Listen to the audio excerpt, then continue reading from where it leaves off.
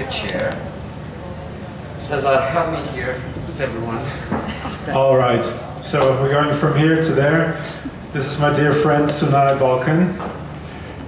This is Sandra Kurzweil, Ricardo Soler, Kiko Pereira, Rachel Gentil, and co-writer and producer Sebastian Arman. Warm applause to that. You want to be that for you? Well, no, I will.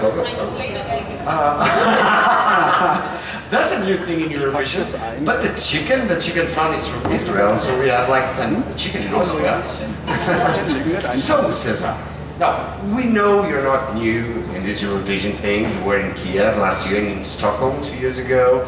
Now, you've been in Lisbon for a few days already. You had your second rehearsal today. What are the biggest differences you see between the past Eurovision and this one? I think the character, the vibe of a Eurovision is always very much determined by the place where it's being held. Of course, Lisbon has a totally different vibe from Kiev. Very good vibe. Yes, they're all good in their own way, but Lisbon has a very specific vibe. So, of course, we kind of tune into that frequency and everything feels different. So, is it your first time in Lisbon? No, it's not my first time. It's my first time in a long time. I was on a short stay earlier this year, but it doesn't count. We just spent an afternoon here. But 10 years ago, I was in Lisbon. When you were on vacations? No, I had a concert. One of my first international concerts. I was like 17 years old. Cool. And we had a Lux Club. I love it. It's the best. It is one of the cool ones, right? It's still, we have to go there again. Yes, absolutely. It rocks. I wish the Euro Club would be there. No, but we will just go out there. We'll just go out there. But do you think the responsibility is bigger now that because you're the lead singer? Now you're the lead singer. Do you think that it's more difficult? The responsibility is higher. It is more difficult and also easier at the same time. Why? Well, sometimes when you're a supporter, you try to do your best, but it's never going to be up to you. And sometimes it's easier to be the one that's held accountable for the finished product. It's just easier. You have to be okay with it. And yeah, so if you can manage if you can take the extra like responsibility, it's good because you have actual control over the outcome, you know? No, you have the control because you sing from a platform, you are like there, and like everyone's over there. What's the feeling to sing with everyone? It's just the perspective is really nice. I mean, I can just imagine how it's going to be when there's Imagine the people. Yes, it's going to be wonderful, beautiful, really. That's good, that's good.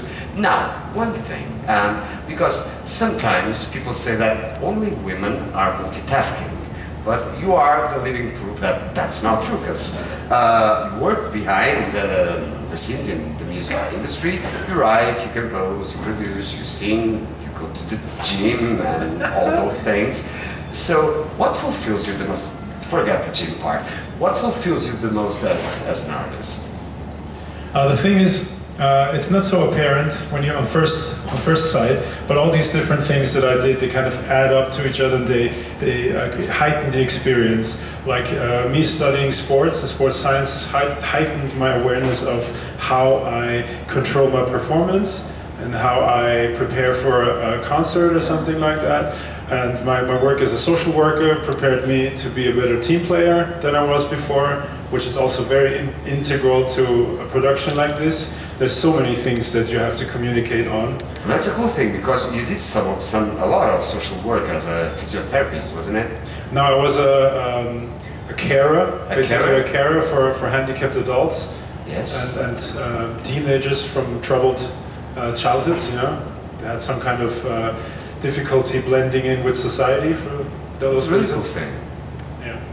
You think that like you grew up, you learned a lot like doing that. I sure did grow up during those days. It was like 5.5 years that I spent in that field, and I'm really thankful that I stumbled across this occasion, because it's not something that a young guy that is like on the stage all the time nobody says, I want to do just that. Well, that's a good example. You're setting a good example here. Yeah, I was just lucky, you know. And now you are a Eurovision professional. It's like the From the 3 Eurovisions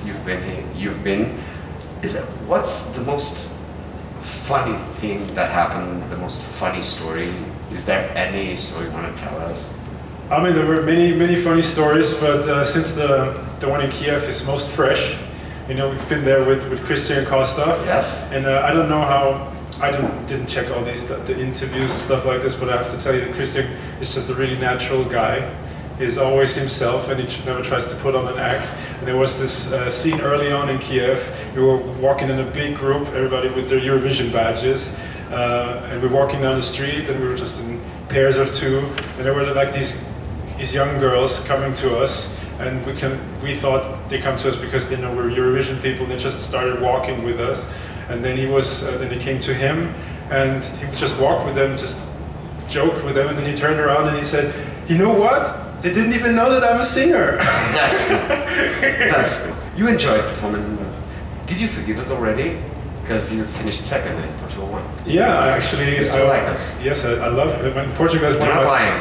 No, really, okay. Portugal is one of my favorite places, and I have a special connection to Portugal, especially as a singer. I had like only magical performances in Portugal. And when it became apparent that Salvador is going to win, I was like, okay, that's the sign. Next year I'm doing I'll this. be there. So, and you have a guitar there, so you are going to perform again in Portugal. Not just in Eurovision, but in the press room, in the Eurovision press room. What are you going to sing? We're going to sing a bit of our song. It's just a good occasion to just show who I'm bringing, you know, just to hear the voices better. Oh, we'd love to hear you. Okay, let's do this. Let's do this again. Give it more.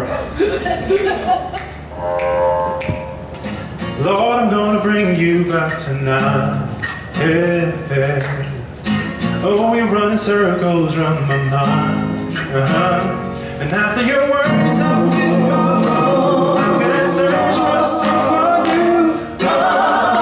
While I really want you by my side. And I get no sleep. I'm in too deep to let you leave. It wouldn't be right letting you go, running away from love. Ain't nobody but you. Ain't nobody I can hold on to. Ain't nobody. So am I wrong, giving my all, making you stay tonight? Ain't nobody but you. Ain't nobody I can hold on to. Yeah, yeah, yeah, yeah.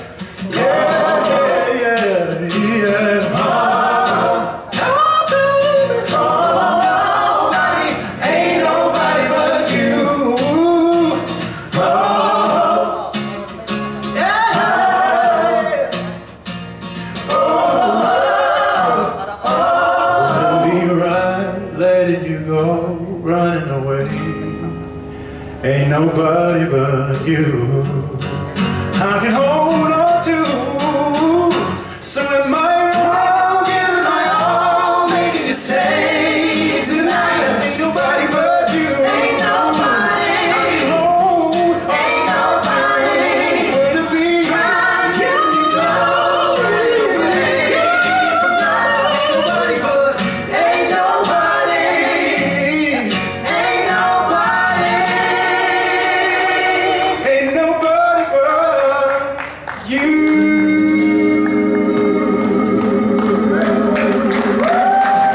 Great! Thank you. That was Thank nice. That was really good. Well done. Thank you. Now it's up to you guys. Yes, you'll be the second. Okay? Hi there. Our mic ladies. Hello. Thank you very much. Thank you. Hello, my name is Marco Schroeder. I'm from the Standard 80 Vienna, Austria. We are very proud of you. Thank you for your great performance now. Cesár, your mom. I want to talk about your mom, if that's okay. Sure.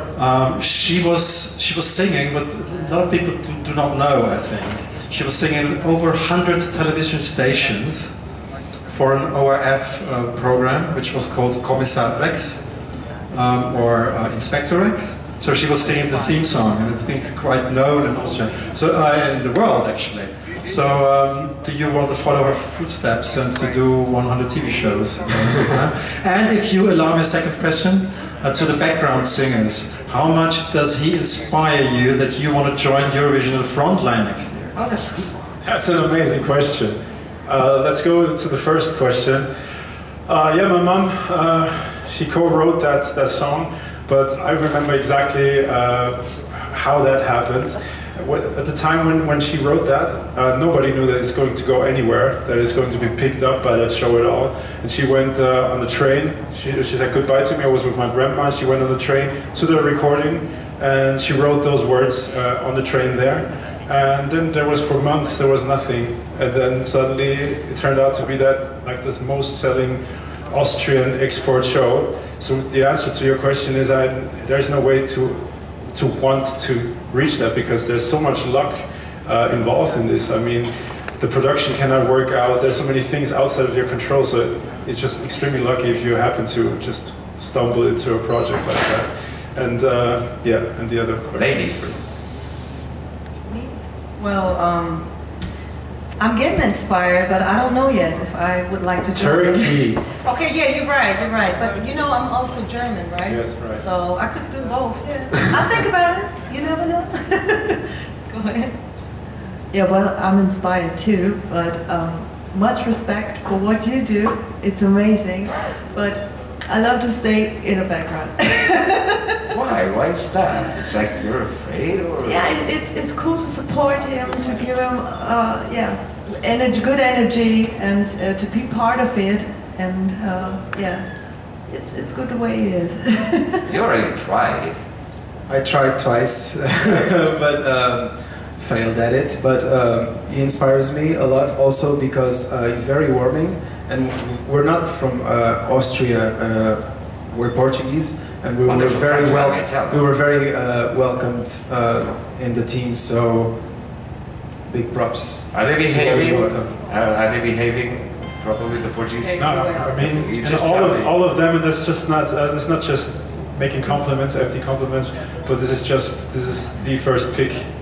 There wasn't one that I liked better. You know, those were my first choices, and I'm happy that they're here. That's a good thing. And you? You never know. Only time will tell. Only time will tell. Maybe. Well, Cesár is a great inspiration, both vocally and humanly.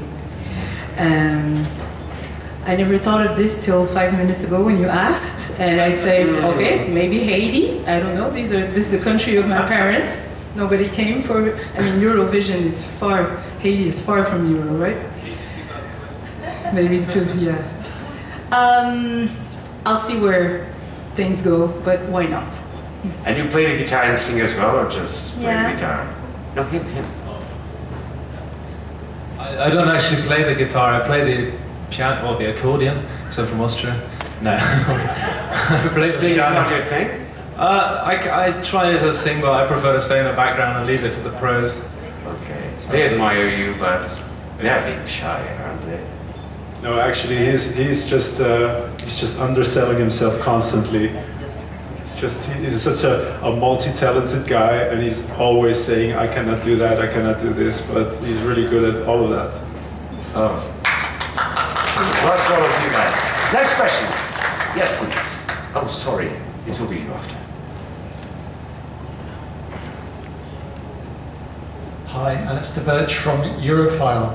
Our host Pedro said in the introduction that gym wasn't important, so my question is about the gym. I understand you practice Pilates. How important is that to you? What does it bring you? And can you maybe explain your family connection to the establishment of Pilates in Europe? Pilates is something that came out of the performing arts. So the first application of the Pilates method was with dancers. So it has it's very applicable to performing, to understand where support comes from, how to set it up, how to free the breathing, how to perform without excess stress. You know, all these things come very handily in a performance of any kind.